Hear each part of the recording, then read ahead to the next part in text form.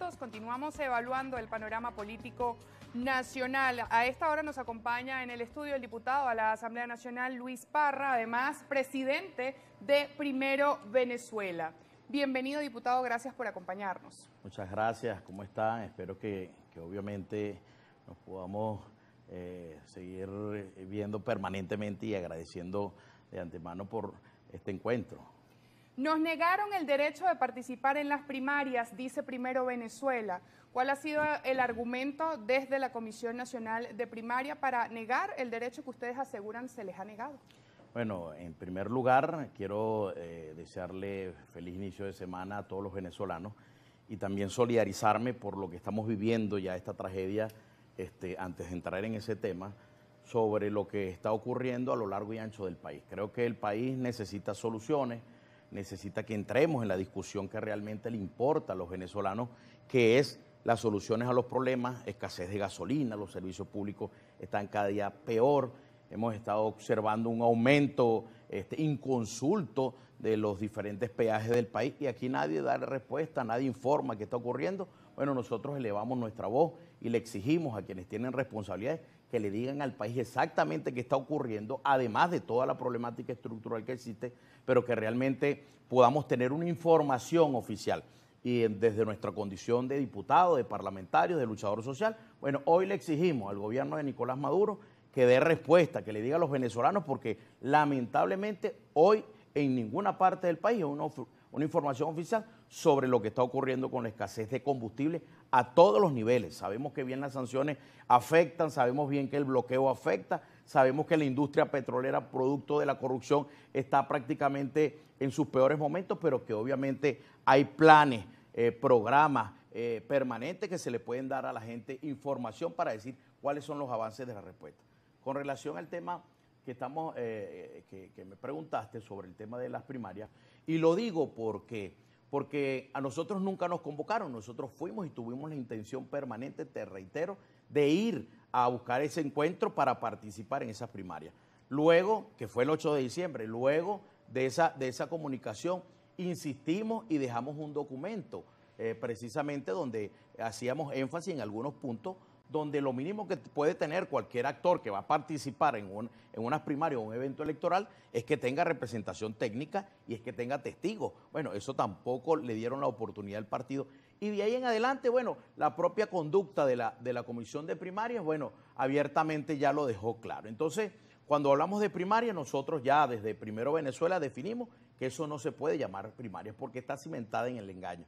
Y el primer engaño es que a nosotros nos dijeron que esas primarias son para unir a los venezolanos y precisamente están diseñadas para dividir y fracturar más a la oposición. Lo hemos estado observando, creo que no es necesario que nosotros digamos lo que está ocurriendo para saber allí. En segundo lugar, decían que esas primarias son para construir la unidad. Bueno, una unidad donde participarían todos y en esas primarias no van a participar todos, especialmente los que hemos apostado siempre por la vía electoral.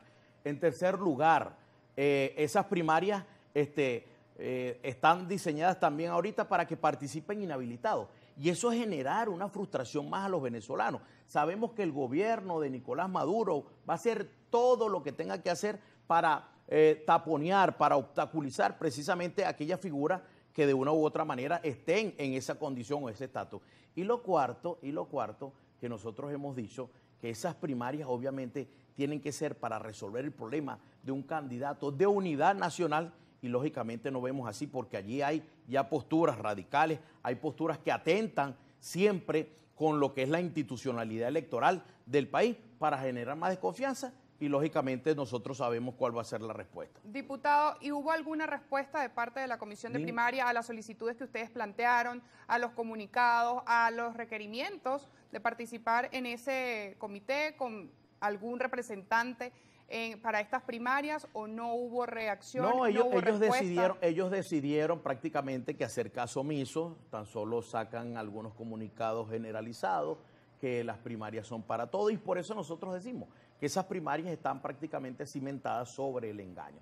Si quieren primarias de verdad, abran la participación para todos. Nosotros lo dijimos desde el comienzo y lo vamos a reiterar. Sabemos que esas primarias no son para todos, nada más serán primarias para un yo con yo, para ese grupo que obviamente va a convertir esa consulta en una consulta interna del G3 contra los radicales, obviamente, de un sector de la oposición que no ha creído en elecciones y que obviamente siempre objeta la institucionalidad electoral del país.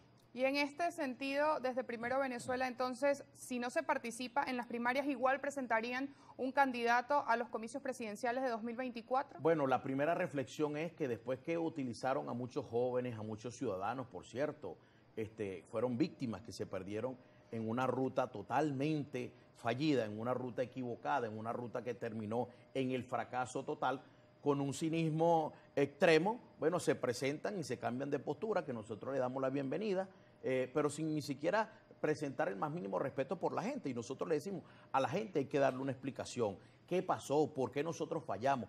Entonces, esa es la primera reflexión. La segunda reflexión es que deben entender que no hay otro mecanismo para lograr el cambio político en Venezuela, para derrotar a Nicolás Maduro en el año 2024, que sea la unión de todos los venezolanos. Hoy, prácticamente ese sector político con una actitud derrotista nuevamente viene a fracturar, a tratar de dividir a la oposición que ha creído permanentemente en la ruta electoral y en la lucha.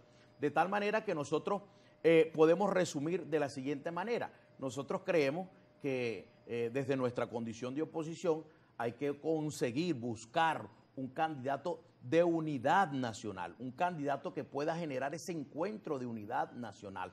¿Para qué? Para que podamos nosotros convertir ese gran esfuerzo, ese gran estímulo en una verdadera opción de cambio.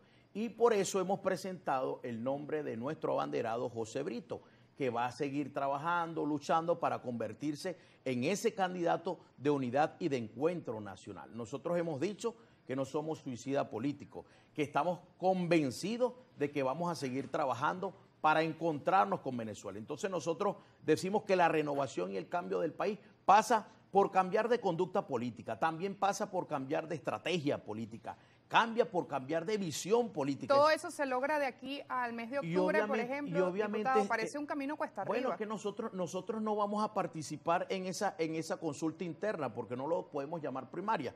Primero porque están cimentadas en el engaño y segundo porque es una consulta entre esos sectores extremistas y obviamente el G3 que decidieron secuestrar. Es ya una consulta secuestrada y decidieron secuestrar esa consulta. ¿Y cómo se consigue a ese candidato que usted acaba de describir que responda o resuelva los problemas que afectan a la mayoría de los venezolanos si no se logra esa unidad que tanto reclama la ciudadanía venezolana? Bueno, precisamente allí es donde está el espíritu central de nuestra lucha.